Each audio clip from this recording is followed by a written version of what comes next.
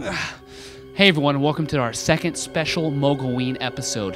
This week we're going to the dark, murky territory of the Fishman and showing you how to make some awesome and cheap prosthetics.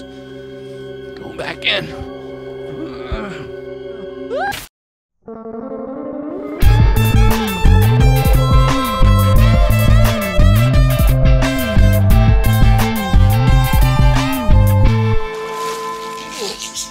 That's good.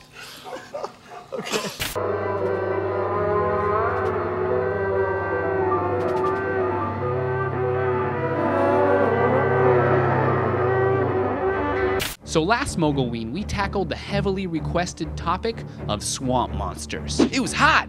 Everybody wanted swamp monster. So we turned Steve into this. It's the monster what? And it was great. But it turns out some of you... Holy crap.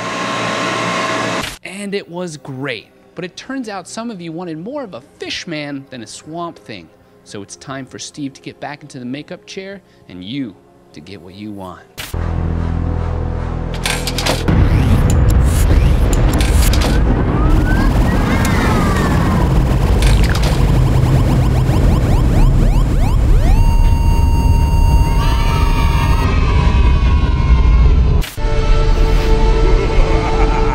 For this build, we're gonna need a lump of clay, an ugly pair of sunglasses, some latex sheeting, scrap 1/4 inch of foam, a styrofoam head and bald cap, and some liquid latex.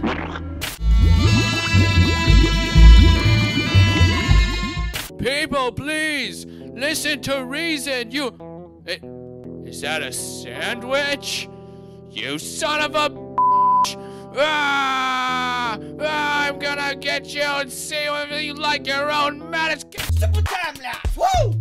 For our budget, we can't afford to make a full body fish suit, so we're gonna focus on the face and hands. And for this fishman makeup, I've decided to go with a different approach. Instead of building up a ton of nose putty on Steve's face, I've decided to make a clay model of our fishman face. Then create a thin latex appliance from that. Don't be scared, it's actually pretty easy. Step 1, take our styrofoam head and using some clay, build up the basic shape of our fishman face. Don't forget to fill in around the nose area, then you can move in for some detail. Notice the tilted eyes, lack of a nose, and protrusions on the cheeks, brows, and the side of the mouth. Fish people have smooth skin, so your fish sculpture should too. Our next step is to add a thin layer of liquid latex. I found that a cheap children's watercolor brush works pretty good. The idea here is to apply several thin and even layers onto the clay face. You need to wait until each layer is completely dry before applying the next. The wait time for me was about 15 to 20 minutes. On the last several layers, I dyed the liquid latex green with some food coloring. On the second to last layer, I actually painted on some green colored wood glue to the cheeks,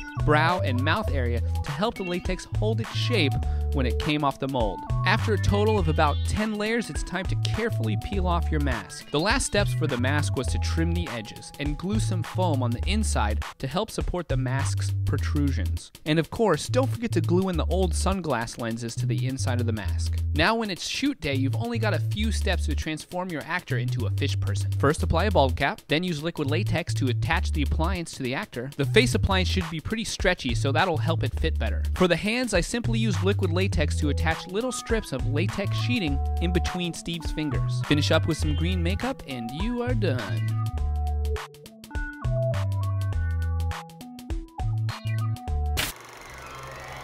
What is this creature? What has he done to this man? Why do these men have to stop him? Answers to these questions and more coming tomorrow. Fishman. Alright, that's it for this week's build episode. Remember to leave a comment down below and that the super test film airs tomorrow.